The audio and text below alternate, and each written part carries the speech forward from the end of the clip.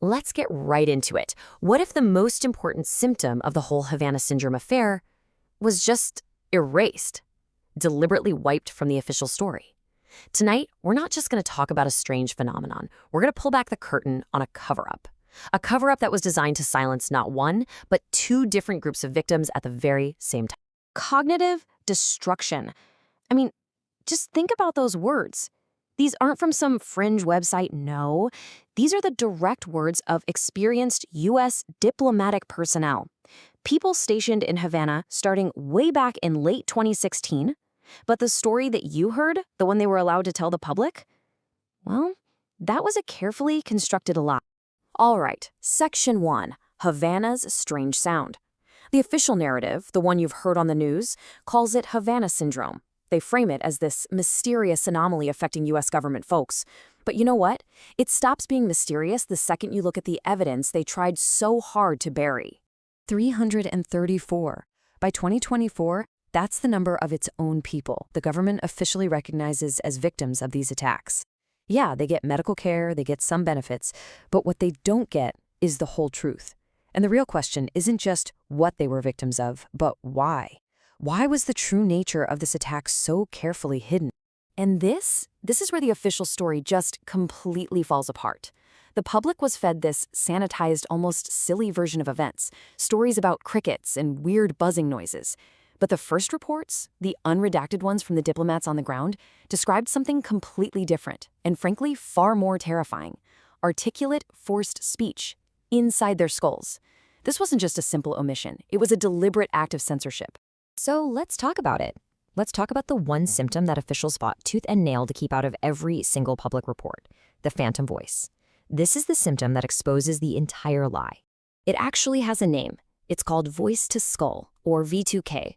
It's a directed energy technology that uses microwaves to beam words directly into the human brain. Now, I know what that sounds like, but you need to forget what you think you know from the movies. This isn't science fiction. This is documented, weaponized physics. And right here, this is the motive for the cover-up. Why would you suppress the voice symptom? Why hide that specific detail? Because admitting that American diplomats were hearing voices beamed into their heads would force the government to admit that thousands of American citizens on home soil, people they have dismissed for years and years as so-called targeted individuals, have been telling the truth all along. And we're not talking about a small number of people. We are talking about over 10,000 American citizens who have come forward. They've formed a massive community of victims, and they're all reporting the exact same V2K attacks. So by silencing the diplomats, the government could just continue its long-standing policy of persecuting and ignoring its own citizens.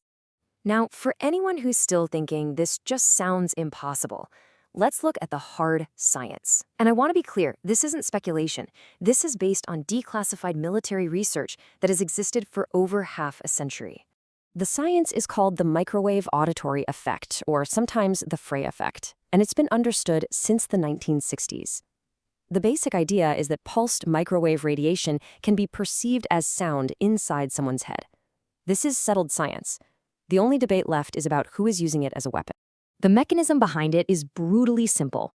A directed pulse of microwaves enters the skull. This causes a tiny, rapid expansion in your brain tissue, creating a little pressure wave that your inner ear, your cochlea, interprets as sound.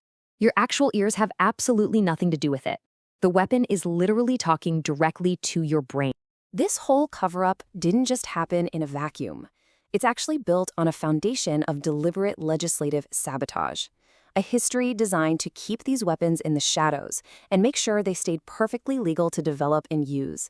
If we go back to 2001, there is actually a chance to stop this. A representative named Dennis Kucinich introduced H.R. 2977, the Space Preservation Act, and he was very specific, very courageous. He tried to explicitly ban what he called psychotronic weapons. In other words, weapons that target the human mind.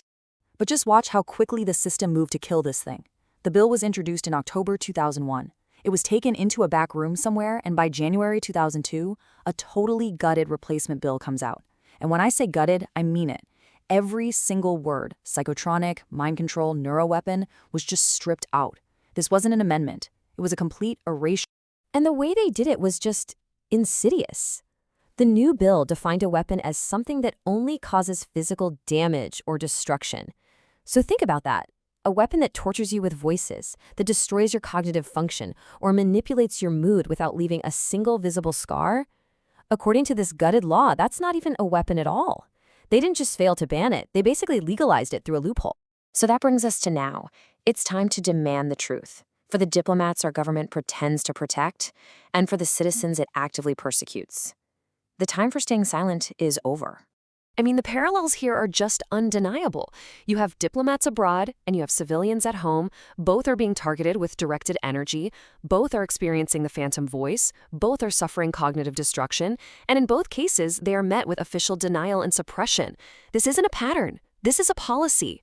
It is one weapon, one phenomenon. And there is one truth that has been brutally suppressed to protect a guilty system. We have to demand that truth for everyone. For the diplomats in Havana, for the targeted individuals right here at home, for all of the victims.